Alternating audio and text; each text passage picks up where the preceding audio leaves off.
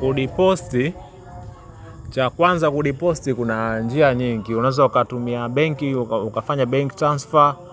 Pia kuna kutumia crypto, kuna kutumia hizi wallet ambao kuna screen, netel. Alafu pia unaweza ukatumia agent, kuna maagent ambao wapo ambao unaweza wana deposit na withdraw, ambao wanakuwa wako verified na deliver.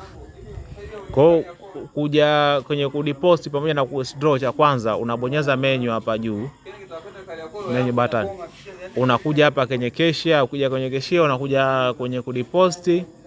Ukija deposit zinakuja njia nyingi kama unavyoona hapa. Deposit kwa njia ya benki, kwa kutumia e-wallet, mobile, unaingia hapo. Kama unavyoona hapo ina load na kuja kufunguka hapo hiyo poto. Ikishafunguka hiyo poto, unaona hapa kuna Tigo Pesa, kuna Airtel Money. Kwa njia yoyote ambayo unaitaka wewe yote ipo. Unaweza ukadeposit na withdraw, ni faster, hamna makona kona.